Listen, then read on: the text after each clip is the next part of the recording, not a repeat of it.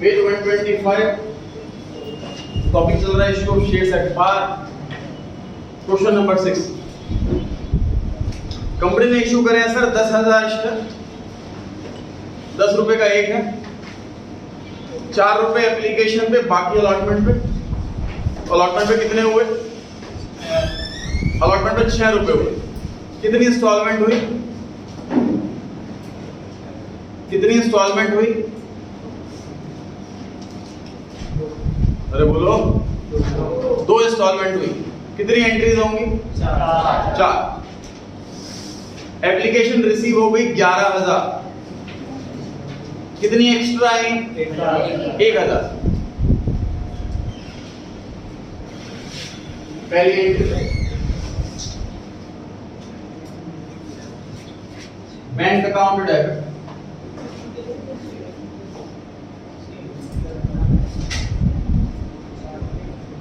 To share application account. बताइए क्या multiply हुआ क्या? ये वाला अमाउंट कैसे कैलकुलेट करें पहली एंट्री का? किसको मल्टीप्लाई किससे करें बताइए, ये कौन बच्चा बता सकता है? हैंड रेज करें जिसको लगता है कि मेरे को आंसर आता। फिर बोले, पहले हैंड रेज करें। 11,000 into 10 एक आंसर आया है। और कोई आंसर? 11,000 into 4। बिल्कुल सही है जी, 11,000 into 4।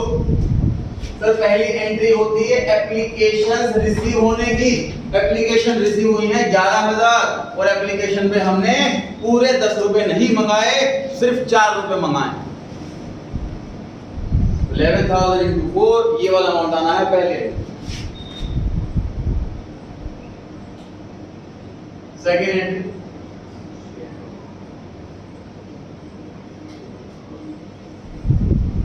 शेयर एप्लीकेशन अकाउंट है, टू शेयर कैपिटल अकाउंट। ये एंट्री इनकम्प्लीट से लग रही है मेरे को।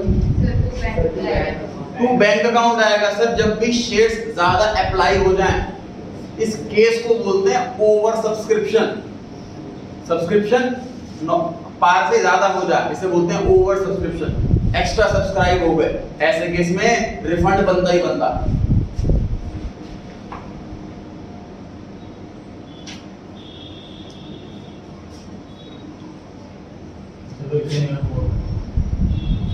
अमाउंट को फिल करना चाहेगा सेकंड वाली एंट्री में, तीनों के सामने ये मल्टीप्लाई बाय आ जाएगी। तीनों अकाउंट के सामने अमाउंट फिल करना है, ये मल्टीप्लाई बाय ये मल्टीप्लाई बाय ये multiply by.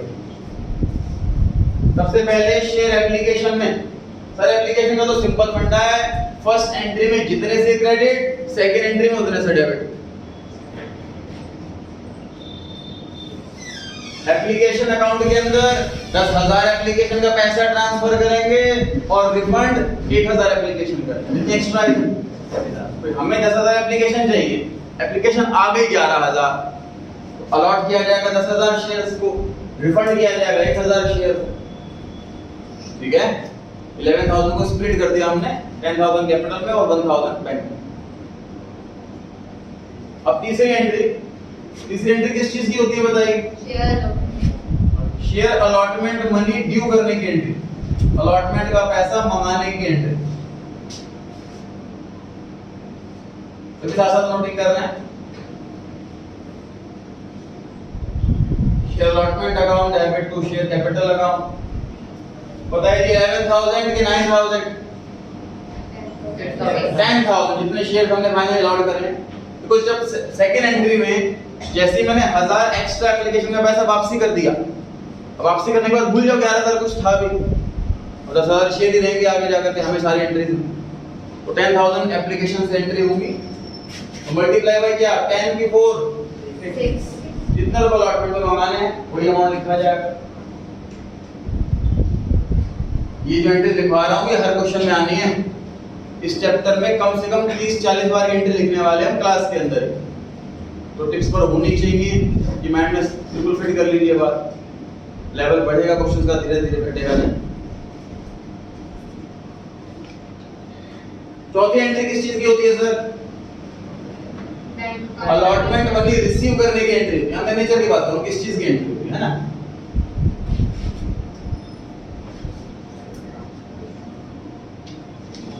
Bank account debit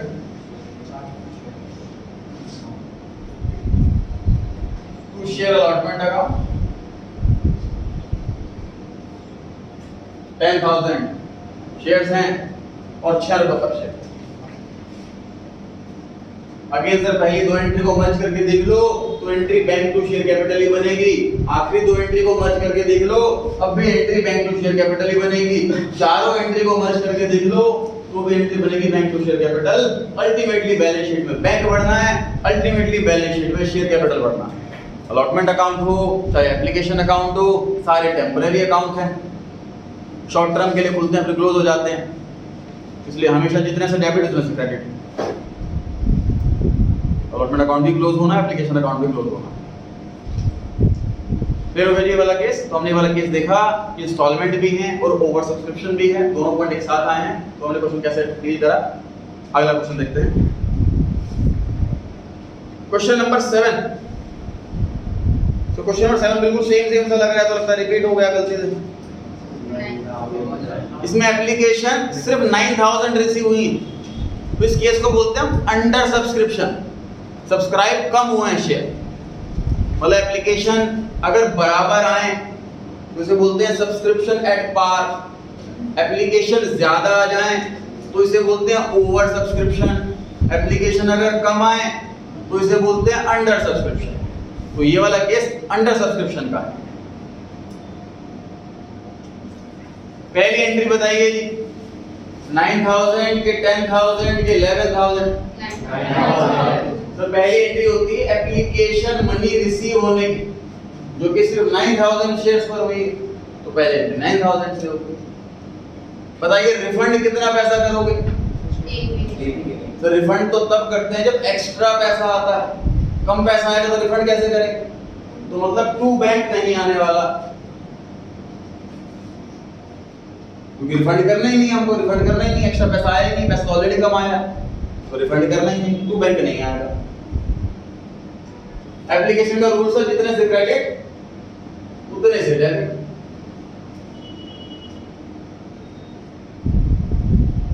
तो लेकिन शेयर कैपिटल में तो 10,000 ही आने चाहिए, यहाँ 9,000 कैसे लिख दी? भाई देखो हमें 10,000 शेयर पे पैसा चाहिए, लेकिन पब्लिक ने 9,000 शेयर पर पैसा दिया, तो एंट्री तो 9,000 शेयर सही होगी। थोड़ा एग्जांपल समझिए, मान लीजिए एक मोबाइल की दुकान है, उसके पास ऐसे मोबाइल है जिसकी बड़ी डिमांड है मार्केट में, उसके पास 1,000 मोबाइल है और बाहर 1,200 लोग खड़े हैं लेने के लिए। तो जब 1,000 मोबाइल बेचेगा तो 1,000 मोबाइल से एंट्री करेगा, 500 से एंट्री नहीं करेगा, तो 1200 बेच ही नहीं सकता वो। एग्जांपल 2, 1,000 मोबाइल है उसके पास, बाहर कस्टमर 200 है मोबाइल लेने के लिए, तो वो 900 मोबाइल बेचने की एंट्री करेगा, क्योंकि 900 ही बिकी हैं, उसके पास 1,000 लेकिन बिकी 900 है। तो सर कॉन्सेप्ट अगर हम रटना चाहें तो विच एवर इज लोअर वाला लॉजिक ठीक बैठ रहा है। जितने शेयर इशू करे और जितने शेयर सब्सक्राइब हुए उसमें से जो लोअर हो उतने शेयर अलॉट किए जाते हैं। समझ पा रहे हैं आप? भाई केस नंबर 6 में 10,000 इशू करे थे, अप्लाई 11,000 हुए, तो लोअर क्या था? 10,000 शेयर अलॉट करे थे हमने। इस वाले केस में इशू करे 10,000, सब्सक्राइब हुए 9,000, तो लोअर क्या है? 9,000। 9,000 शेयर इशू कर रहे हैं तो शेयर अलॉट किया जाता है लोअर वाला। ठीक है, अलॉटमेंट का पैसा भी 9,000 शेयर पे मंगाएंगे और 9,000 शेयर पर यार।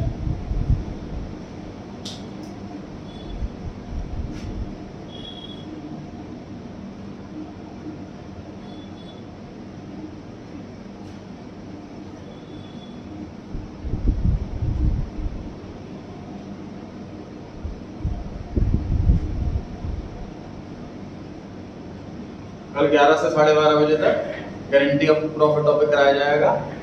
12:30 बजे से 1:30 बजे तक टेस्ट चलेगा। जस्ट आधे घंटे का ये ग्रेस पीरियड मिलाकर 1 घंटा।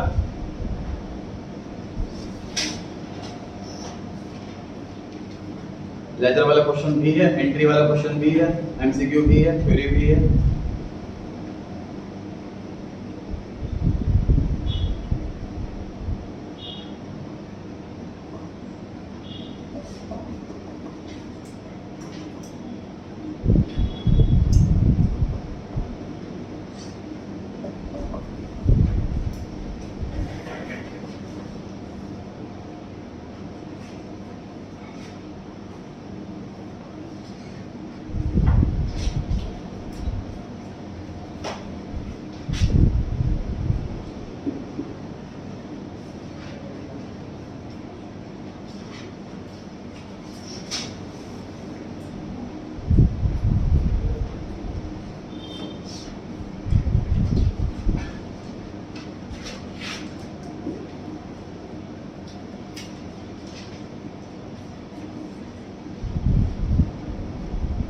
समझते हैं जी कॉन्सेप्ट?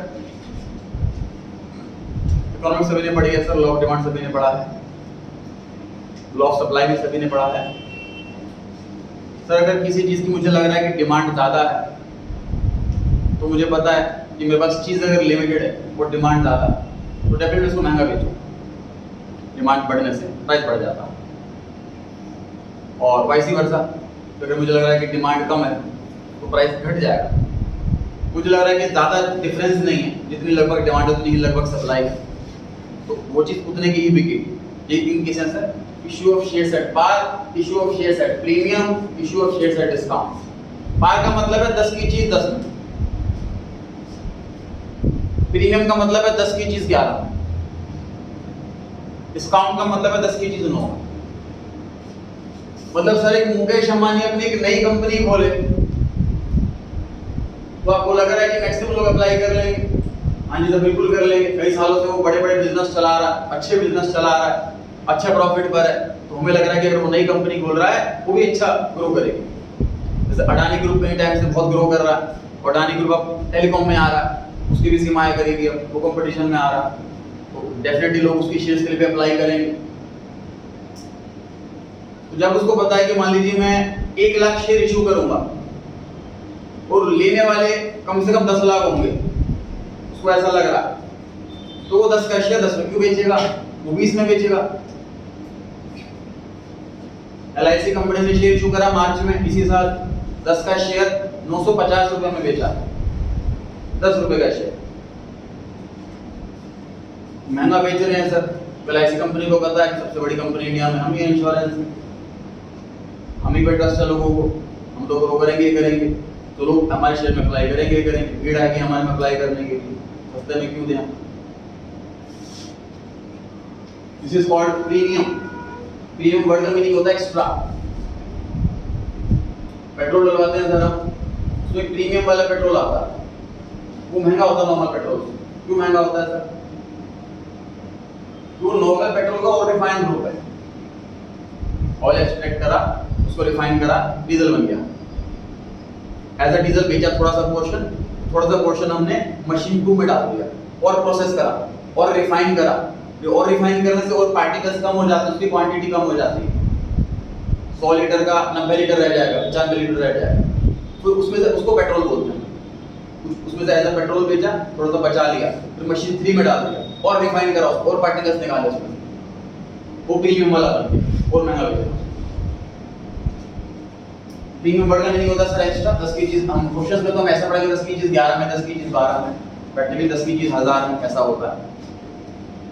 डिस्काउंट का मतलब कि कोई नया बिजनेसमैन है, वो शेयर इशू कर रहा है, उसका बिजनेस भी कोई बहुत बड़ा लेवल का बिजनेस नहीं है, तो उसको लग रहा है कि शायद लोग मेरे में सब्सक्राइब क्यों करेंगे, मुझे कोई वजह ही नहीं दिख रही, तो वो डिस्काउंट पे शेयर 10 का शेयर 7 रुपए में 6 रुपए में इशू करेगा, कम सस्ते में देगा, वो ऐसा करेगा।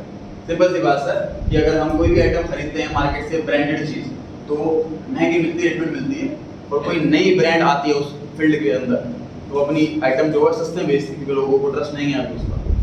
क्लियर हो गई जी बात? तो 3 केस पढ़े हमने, पार, प्रीमियम और डिस्काउंट। अभी तक जितने भी क्वेश्चंस किए हमने क्लास, कल की क्लास में, आज की क्लास में, वो सारे पार वाले करे। 10 रुपए का शेयर 10 में इशू हुआ। अब हम स्टार्ट करने वाले हैं प्रीमियम वाला केस कि 10 का शेयर 11 में इशू हुआ है। 2013 कंपनी एक्ट 2013 से पहले कंपनी एक्ट 1956 था, तो तीनों की वैरायटी थी। जब कंपनी एक्ट 2013 आया तो उसमें ये वाले शेयर हटा दिए। जब कंपनी एक्ट 2013 आया तब से ये लॉ आ गया कि कोई भी कंपनी अपना शेयर डिस्काउंट पे इशू नहीं कर सकती। तो हमारा 1/3 सिलेबस कम हो गया। डिस्काउंट वाले केस हमें पढ़ने की नहीं होगी 2013 के बाद से, डिस्काउंट वाले केस पढ़ने की। ठीक, तो अब 2 ही केस हमारे सिलेबस के अंदर, पार और प्रीमियम। और लीगली भी डिस्काउंट पे कोई शेयर इशू नहीं सकता। लीगली तो पार पे भी नहीं होता, सारे शेयर प्रीमियम पे ही होते हैं रियल लाइफ में, बट ये भी कोर्स में रखा हुआ है, लॉ में भी रखा हुआ है। डिस्काउंट पे कई सालों से कोई शेयर इशू हो ही नहीं रहा था, फिर थ्योरेटिकल रह गई थी ये चीज, इसलिए डिलीट ही कर दिया गया, इसको लॉ में से हटा ही दिया गया। ठीक है, कुछ ऐसी वैरायटी आएगी ही नहीं डिस्काउंट वाली। हालांकि हम थ्योरी पोर्शन हमारे सिलेबस में है, उसमें चर्चा करेंगे कि शेयर डिस्काउंट पर इशू हो सकता है, कुछ एक्सेप्शंस हैं उसकी, सेक्शन 52 अलाउ करता है, जैसे कि डायरेक्टर को शेयर इशू कर रहे हैं, कंपनी के एम्प्लॉइज को शेयर इशू कर रहे हैं, तो उनके पास हमारे पास परमिशन है कि हम शेयर डिस्काउंट इशू कर सकते हैं, ऐसे वाले। ये थ्योरी में पढ़ा है, इसके भी न्यूमेरिकल नहीं है हमारे पार्ट सिलेबस में। पढ़ते हैं अगला केस, क्वेश्चन नंबर 8। कंपनी ने इशू करे हैं 10,000 शेयर, 10 रुपए का एक है और 2 रुपए प्रीमियम है।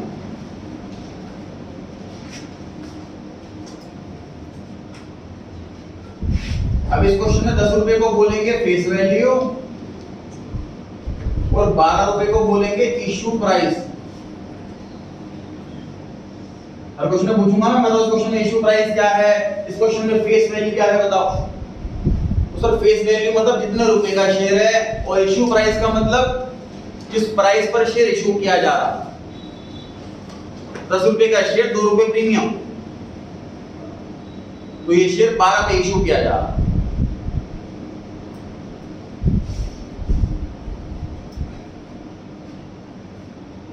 तो सर कंपनी अगर 12 रुपए फेस वैल्यू रख लेती और 12 रुपए इशू प्राइस रख लेती तो कंपनी का क्या जाता,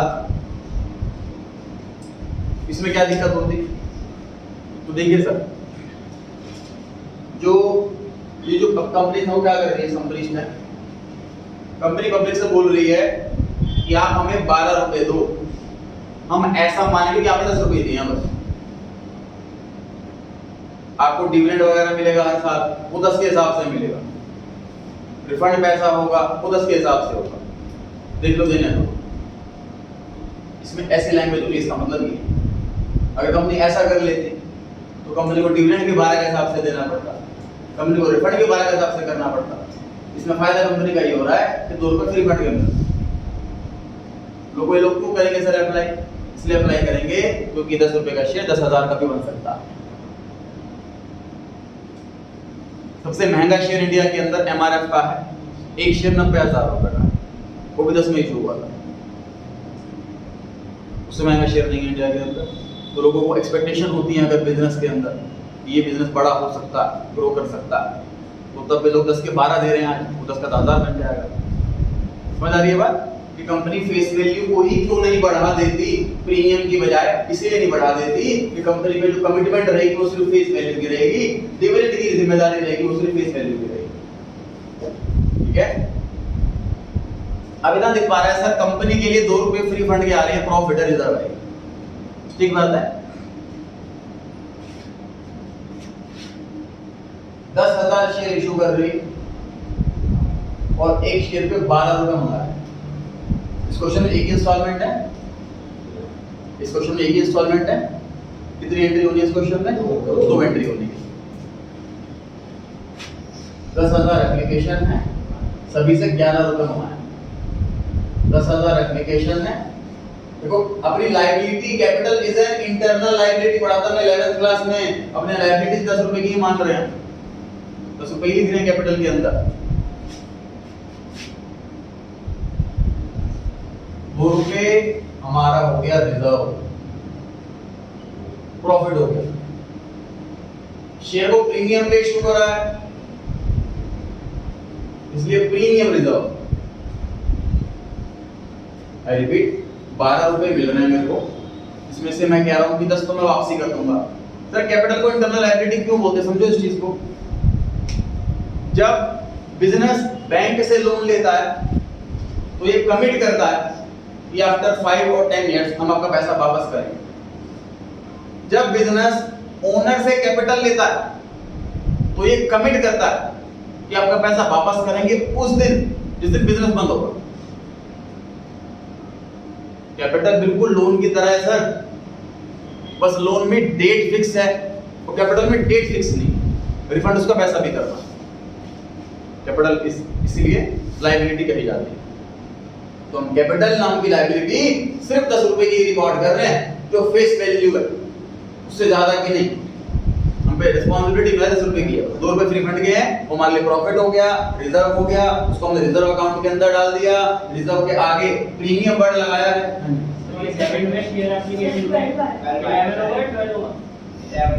अच्छा यहाँ पे ठीक लिया था नीचे 10,000 1,000 है ना, 1,000 into 2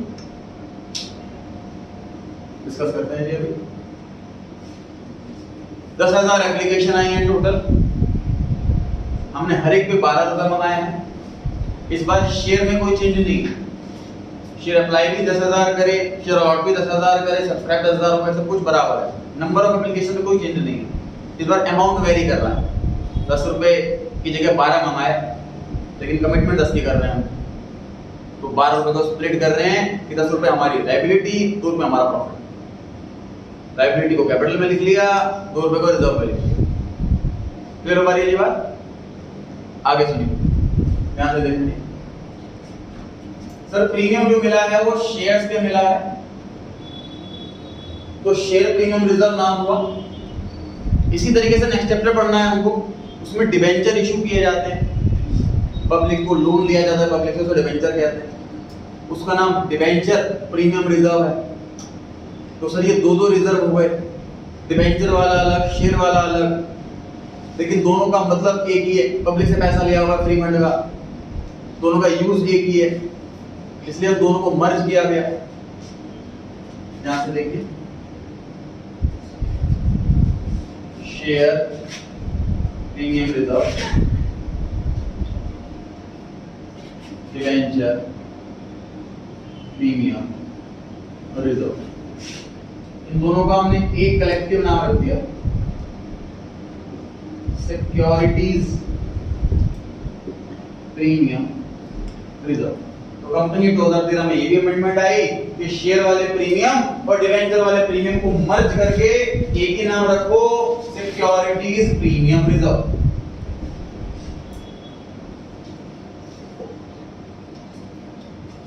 अभी चर्चा करते हैं सर ये सिक्योरिटी वर्ड क्यों मिला है इनको, और कुछ वर्ड नहीं मिला। नोटिंग करें, नोट 2 एंट्री करना है वो चालू कर लो, है ना, थर्ड और फोर्थ एंट्री इसकी इसकी नहीं। नोटिंग करें, चर्चा करते हैं सिक्योरिटी वर्ड का नाम मेंशन कैसे करा गया। तो मेरा 90% रोल ये रहता है कि वो चीजें बताई जाए आपको जो बुक में नहीं। आप पढ़ना चाहते हैं तो आप बुक में सब कुछ है, आप पढ़ सकते हैं, नहीं पढ़ना आपको तो भगवान नहीं पास कर सकता, जस्ट बता देते हैं वो। तो मेरी कोशिश वो है जो बुक में नहीं लिखी वो चीज़ आपको जानकारी देनी।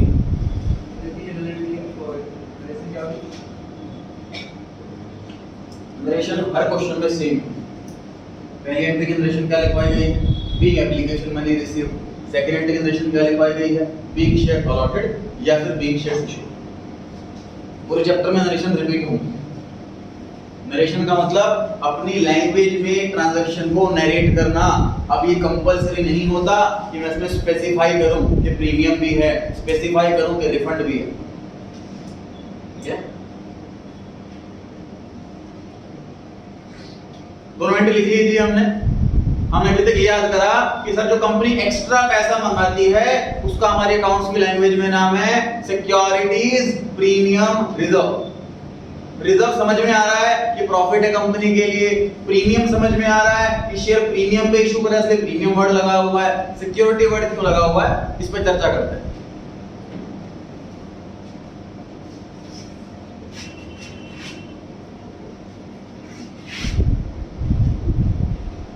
तो देखिए मिस्टर ए और मिस्टर बी फ्रेंड है।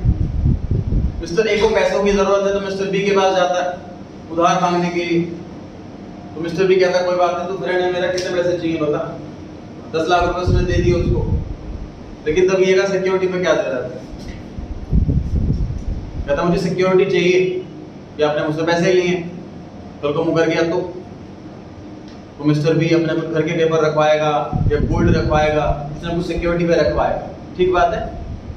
इसी तरीके से सर हम जब कंपनी में शेयर के लिए अप्लाई करते हैं, मैं इन्वेस्टर हूँ, किसी कंपनी का शेयर इशू हो रहे हैं और मैं उस कंपनी को पैसा दे रहा हूँ, तो मैं भी कंपनी से बोलूंगा कुछ सिक्योरिटी में क्या दे रहे हो आप मेरे को, तो आप मुकर गए कि मैंने पैसे नहीं दिए तो वो मुझे एज अ सिक्योरिटी एक शेयर सर्टिफिकेट बना करके देंगे, जिसमें मेरा नाम मेंशन होगा, शेयर्स की क्वांटिटी मेंशन होगी, शेयर की फेस वैल्यू मेंशन होगी, तो वो मेरे पास एज अ सिक्योरिटी हो गया कि मैंने इस कंपनी में शेयर खरीद रखे हैं, इस कंपनी के शेयर मेरे पास, ये एसेट है जी, इस एसेट के बदले में लोन भी मिल सकता है, एक ऐसी एसेट है, लोन अगेंस्ट शेयर्स भी मिलते हैं, तो मेरे लिए जो शेयर है ना वो सिक्योरिटी है। इसी तरीके से जब कंपनी डिवेंचर इशू करती है, डिवेंचर ज्यादा मीनिंग नहीं बताऊंगा, चैप्टर जब आएगा तो फिर बताऊंगा। जब कंपनी डिवेंचर इशू करती है तो मैंने पब्लिक कंपनी को पैसा दे दिया, मेरे को सिक्योरिटी में क्या मिलेगा, वो मुझे एक डिवेंचर सर्टिफिकेट बना करके देंगे, इसमें मेरा नाम, क्वांटिटी, फेस वैल्यू लिखी होगी। मतलब डिवेंचर भी एक सिक्योरिटी है सर, और शेयर भी एक सिक्योरिटी है, तो इन दोनों को कलेक्टिवली हम सिक्योरिटी बोलते हैं,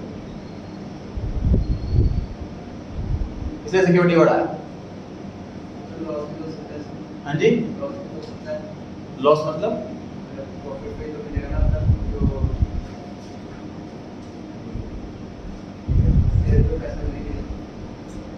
कंपनी, हमें तो पैसा तब मिलेगा जब कंपनी बंद होगी। प्रॉफिट में कंपनी बंद क्यों होगी? कैपिटल का पैसा तब वापसी मिलेगा हमें जब कंपनी बंद होगी। मान लो आज से 20 साल बाद कंपनी बंद होती है, जब कंपनी बंद होगी सारी प्रॉपर्टियां बेची जाएंगी, सारे उधार लायबिलिटी वाले चुकाए जाएंगे, उसके बाद जो पैसा बचेगा वो शेयरहोल्डर्स में बटेगा, तो उसका तो प्रॉफिट लॉस का कोई लिंक भी नहीं है। उसका कंपनी ग्रो कर चुकी है तो जब पैसा बटेगा ज्यादा बटेगा, उसका जब कंपनी डाउन जा रही है तब कंपनी बंद हुई है, लॉस में है, काफी डाउन हो चुकी, तब कंपनी को तो पैसा कम मिलेगा। ठीक है, सिक्योरिटी वर्ड समझ आ गया क्यों बोल रहे हैं आप?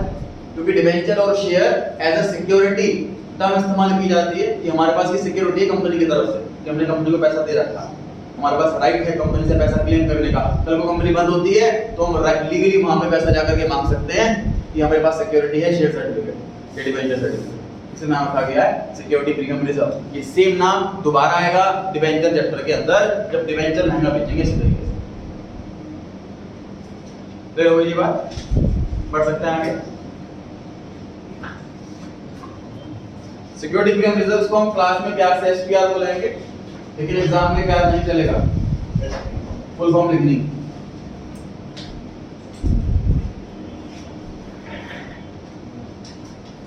क्वेश्चन नंबर 9 पर आ गए हैं जी हम। 10,000 शेयर, 10 रुपए का एक, 10% प्रीमियम। सर फेस वैल्यू का पर्पस सर बड़ा इंपॉर्टेंट है, ध्यान रखें पूरी बुक में ये बात, ये पूरी बुक में जब भी कोई परसेंटेज दे रखी हो किसी भी चीज की, चाहे वो इंटरेस्ट की परसेंटेज हो, चाहे वो डिविडेंड की परसेंटेज हो, चाहे वो डिस्काउंट की परसेंटेज हो, चाहे वो प्रीमियम की परसेंटेज हो, सारी परसेंटेज हमेशा फेस वैल्यू पे अप्लाई की जाएंगी। फेस वैल्यू को कॉन्सेप्ट इसलिए बना रखा कंपनीज के अंदर, जैसे हमारी 10 रुपए का शेयर है, 12 में इशू हो रहा है और कंपनी वाले कहते हैं 10% हम डिविडेंड दे रहे हैं, तो 10% 12 का कि 10 का कंफ्यूजन होगी बार बार, तो फेस वैल्यू कॉन्सेप्ट लगा रखा है, इसीलिए सारी परसेंटेज हमेशा फेस वैल्यू पर अप्लाई। तो बताइए इस क्वेश्चन में प्रीमियम कितने रुपए है? 1 रुपए। 10 रुपए का 10%, 1 रुपया प्रीमियम है। मुझे बताइए इस क्वेश्चन में इश्यू प्राइस कितना? 11 रुपए। मतलब सर इश्यू प्राइस कैलकुलेट करने का फॉर्मूला हो गया फेस वैल्यू प्लस प्रीमियम, है ना? एप्लीकेशन पे 4 रुपए और बाकी बचे अलॉटमेंट पे। मुझे बताओ अलॉटमेंट पे टोटल कितना पैसा मंगाएंगे? 7 रुपीज। टोटल 11 मंगाने हैं ना, 4 रुपए एप्लीकेशन पर आ गए तो बाकी 7 रुपीज ही तो बचे। इस क्वेश्चन में कितनी इंस्टॉलमेंट है? 2। कितनी एंट्री होनी है? 4। शुरू हो जाओ।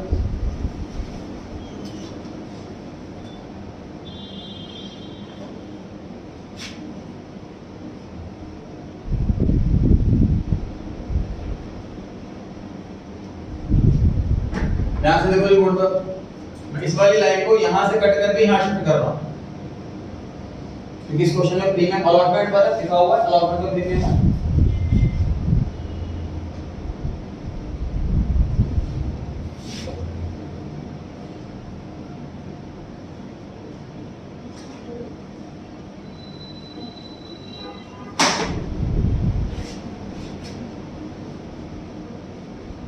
Bank account debit to share application account 10,000 multiply by 4। Share application account debit to share capital account 10,000 multiply by 4। अब तीसरी एंट्री चैलेंजिंग है, इसको लगता है कि बोर्ड में आगे कर सकता है।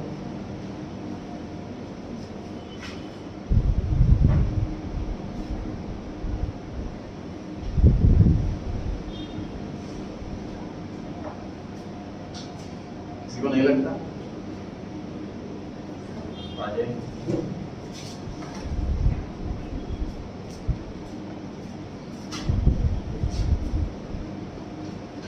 Share allotment account debit 10,000 into 7 मंगाने हैं 7 रुपए। नेक्स्ट वाला कमेंट।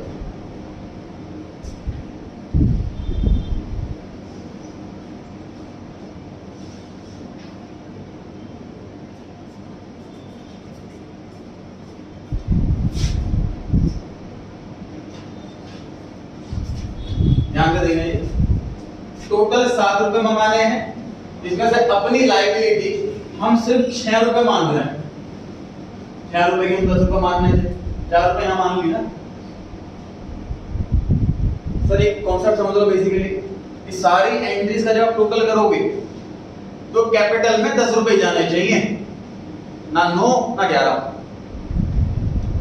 फेस वैल्यू ही जानी चाहिए कैपिटल में। कैपिटल में हमेशा 10 रुपए की फेस वैल्यू आएगी। 10 रुपए स्प्लिट होकर के आ सकते हैं, जैसे कि इस क्वेश्चन में हो रहा है कि पहले शेयर कैपिटल में हमने 4 रुपए लिखे, उसके बाद हमने कैपिटल में 6 रुपए लिखे, टोटल 10 रुपीस ही आए। क्लियर हो गई बात? अच्छा, एप्लीकेशन का जो रूल था, जितने से क्रेडिट उतने से डेबिट, वही रूल चलेगा अलॉटमेंट में भी। जितने से डेबिट उतने से क्रेडिट। 7 रुपए आखिरी वाली एंट्री में अमाउंट 7 रुपए से आएगा। अलॉटमेंट जितने से डेबिट उतने से क्रेडिट। सोच के देखो ना, पब्लिक से कितना लास्ट एंट्री किस चीज की है? पैसा मिलने की एंट्री। पैसा 6 रुपए मिलेगी, 7 रुपए मिलेगा, 7 रुपए मिलेगा। शेयर इशू करते टाइम बताई जाएगी बात कि 10 का शेयर क्या 11 में है भैया, लेना है तो लो वरना मत लो। ये 10 रुपए आने के बाद फिर 1 रुपया बुलाओ, ठीक है?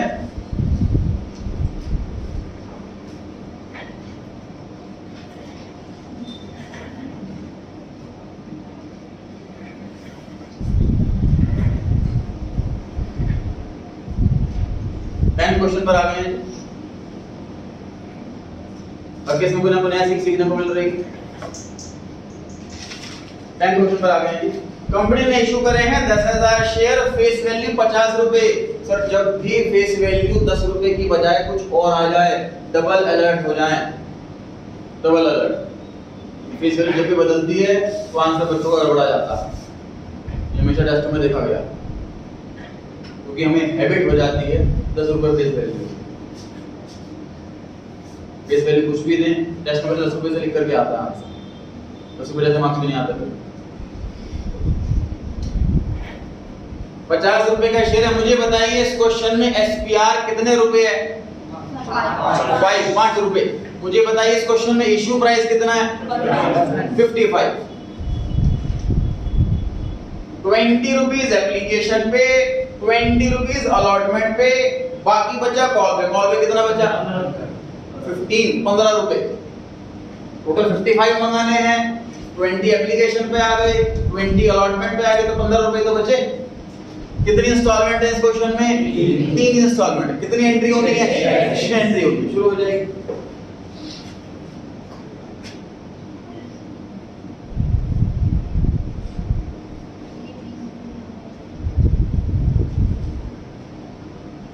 जो प्रीमियम के 5 रुपए हैं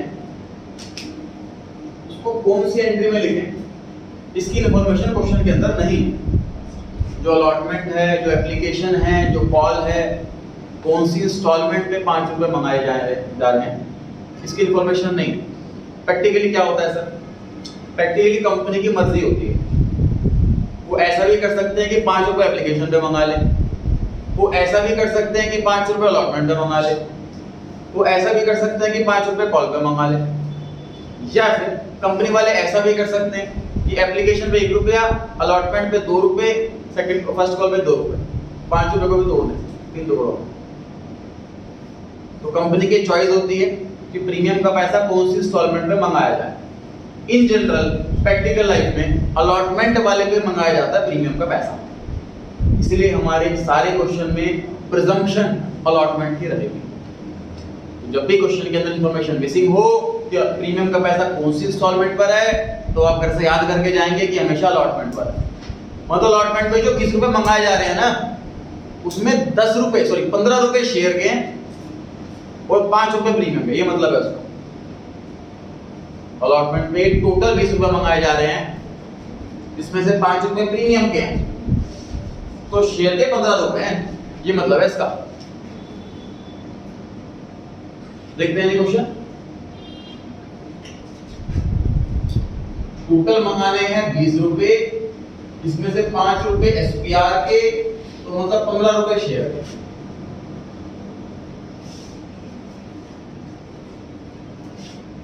और एसपीआर का पैसा कुछ मेंशन ना हो तो हमेशा अलॉटमेंट पर माना जाएगा। तो अलॉटमेंट पर जितना भी पैसा मंगाया गया है वो इंक्लूडिंग प्रीमियम अमाउंट है। 20 रुपीस जो मंगाया गया है वो इंक्लूडिंग प्रीमियम अमाउंट है। अब मैं 5 रुपए अगर उसमें से हटाऊं, शेयर वाला अमाउंट जानना चाहूं तो 15 रुपए निकल करके आएगा। पता हो गया एंट्री 15 रुपए से कि 20 रुपए से? सर अलॉटमेंट का रूल जितने से डेबिट उतने से क्रेडिट, तभी तो अलॉटमेंट अकाउंट क्लोज होगा। 15 लिखूंगा तो कैंसिल कैसे होगा अलॉटमेंट अकाउंट?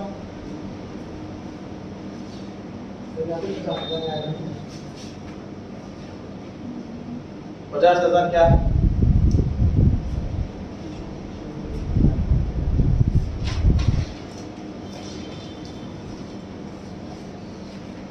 आप वेट कर रहे हैं मेरा कितना लिखने का, उसे लिखो।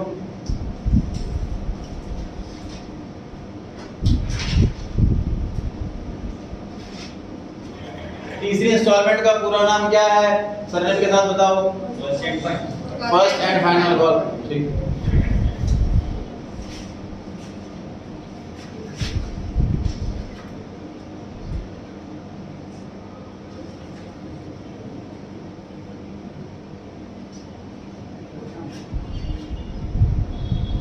पहले पैसा मंगाते हैं कि लेते हैं पैसे? पहले पैसे मंगाते हैं। इस चीज की एक्सेप्शन एप्लीकेशन है। बताइए क्या मल्टीप्लाई हुआ क्या? 10,000 into 15।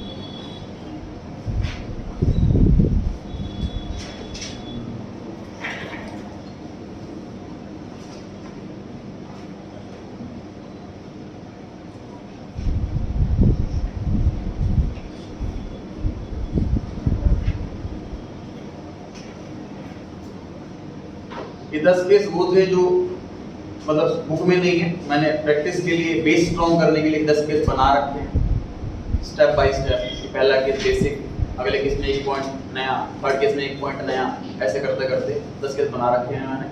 अब क्वेश्चन स्टार्ट कर रहे हैं वो जैसे एग्जाम में आया, हमारा बेस स्ट्रॉन्ग हो गया। हमने समझ लिया ओवर सब्सक्रिप्शन क्या होता है, हमने समझ लिया अंडर सब्सक्रिप्शन क्या होता है, हमने समझ लिया प्रीमियम क्या होता है, हमने समझ लिया प्रीमियम की प्रिजम्पशन कौन सी इंस्टॉलमेंट पर होती है। स्टार्ट करते हैं जी, पहला क्वेश्चन पेज 126 पर।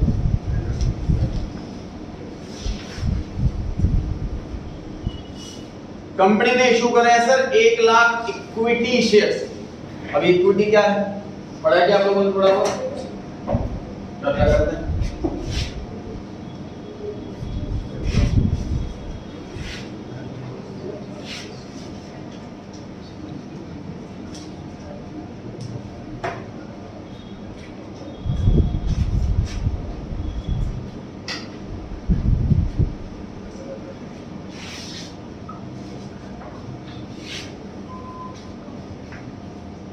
तो कंपनी को पैसा चाहिए, इसके बाद 2 रास्ते होते हैं, या तो शेयर इशू करे या लोन ले।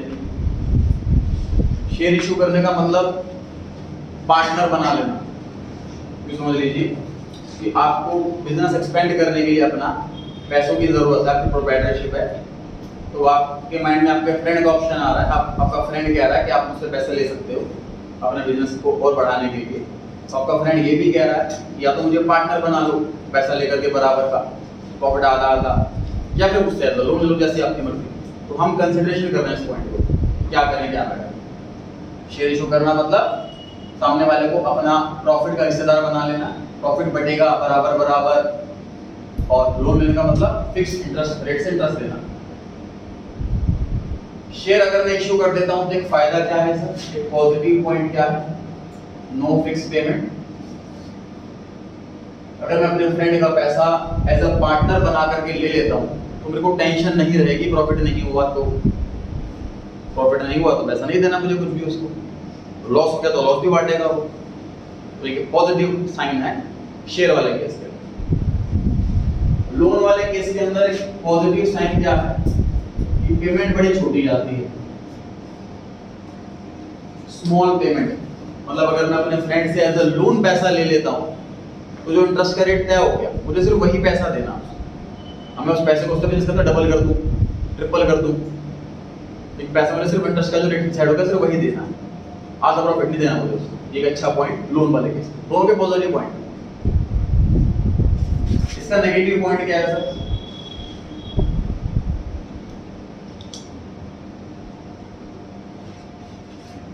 जो इसका पॉजिटिव है वो इसका नेगेटिव, जो इसका पॉजिटिव है वो इसका नेगेटिव।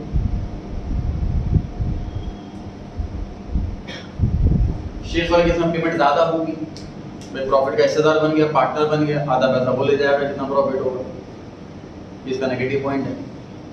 लोन लेता हूं मैं अपने फ्रेंड से तो उसका नेगेटिव पॉइंट क्या है कि मुझे इंटरेस्ट देना ही पड़ेगा, प्रॉफिट मालूम नहीं हुआ तो कहां से लाऊंगा पैसा इंटरेस्ट का, ये टेंशन हो जाएगी।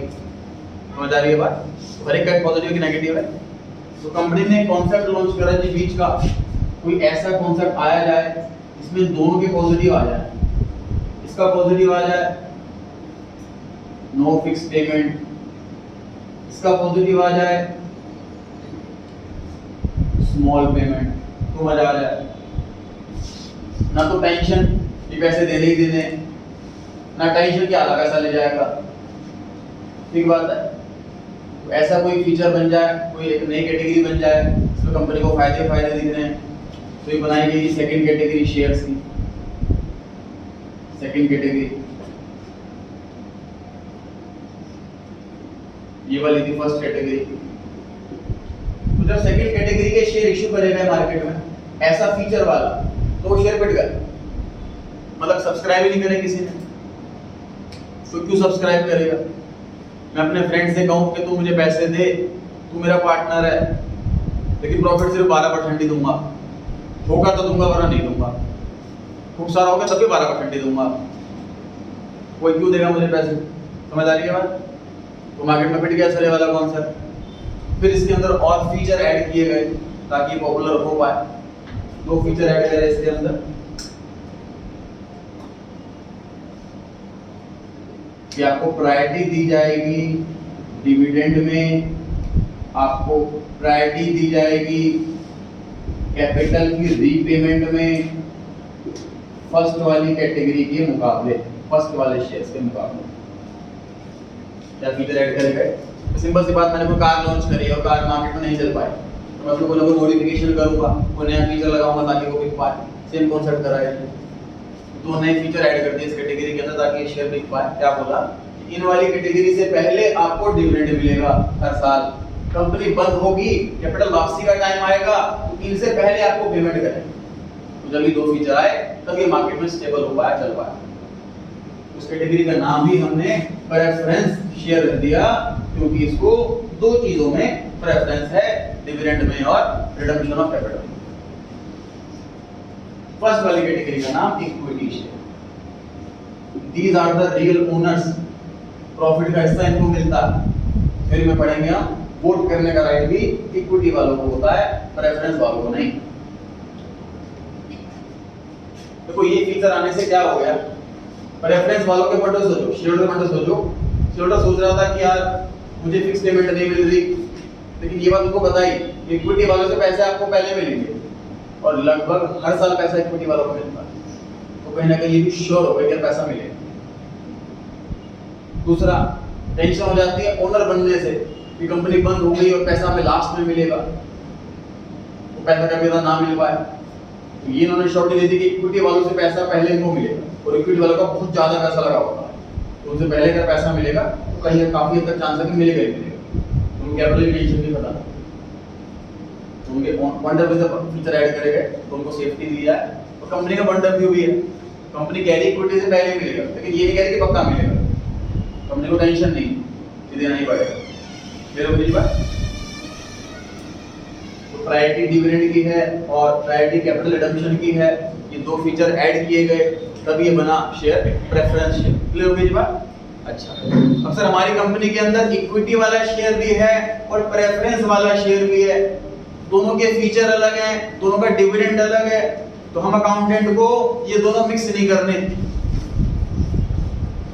तो हमें शेयर के आगे ये प्रीफिक्स लगाना पड़ेगा, इक्विटी या प्रेफरेंस।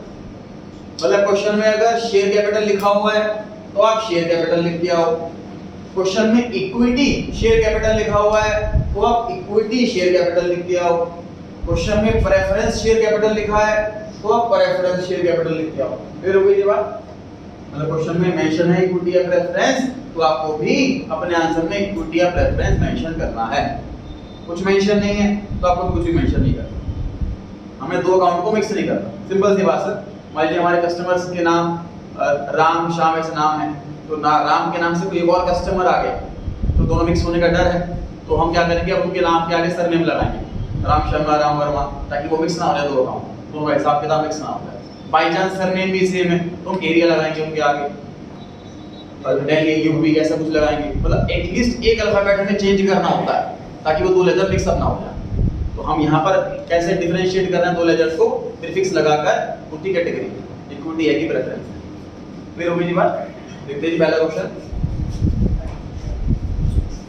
कंपनी ने इशू करें 1 लाख इक्विटी शेयर, 10 रुपए का एक है, प्रीमियम 5 रुपए, तो बताइए जी इशू प्राइस कितना हुआ? 15 the whole amount was payable on application. कितनी इंस्टॉलमेंट है इस क्वेश्चन में? एक। कितनी entry? 2। The issue was fully subscribed, मतलब ना ज्यादा एप्लीकेशन आई ना कम एप्लीकेशन आई। चल एंट्रीज पास करनी है, बैलेंस शीट बनानी है, एंट्रीज वाला काम करते हैं जी आज। फर्स्ट एंट्री मैं क्यों कर रहा हूं, आप लोग दिखाओ, चेक कराओ, कर जाओ। अरे कर लिया, बैलेंस शीट भी चेक कराओ। आपको करेक्ट लिखा था कि अगले क्लास